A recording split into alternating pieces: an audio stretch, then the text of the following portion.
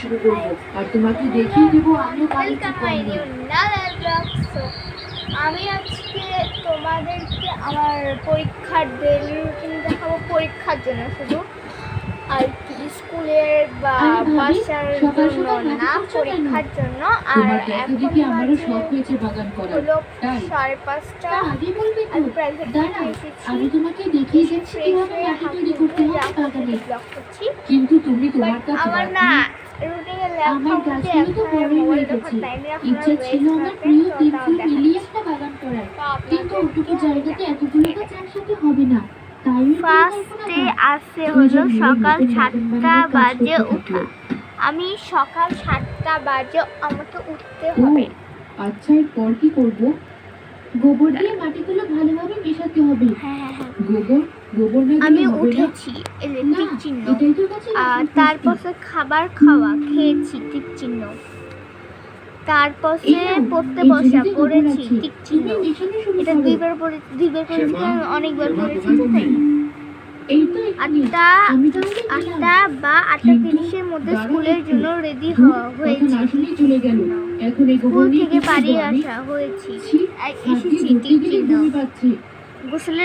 গোসল করা, করেছি, টিক চিহ্ন। লাঞ্চ করা, করেছি, টিক চিহ্ন।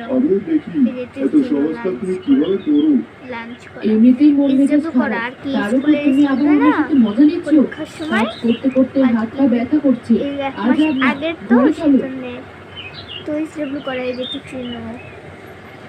দুজনেই তাদের ফুলের বাগানের যত্ন নিতে থাকলো।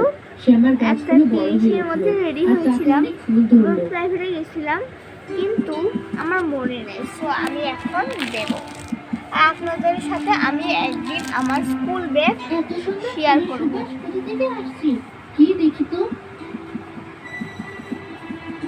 বাড়ি আসা এসেছি, হাত মুখও ধুয়ে নিয়েছি।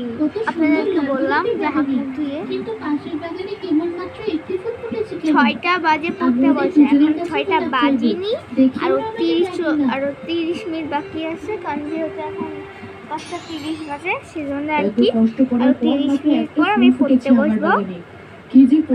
8টা বা 8:30-টার মধ্যে পড়া কমপ্লিট করা, বা তার বেশি হতে পারে। তার মধ্যে খাওয়াটা করতে হবে, খাওয়াটা রেখে দিয়েছি। তারপরে খাবার খাওয়া, ডিনার করা, তারপরে মোবাইল দেখে ঘুমাতে যাও। এটাই হলো আমার পরীক্ষার ডেইলি রুটিন।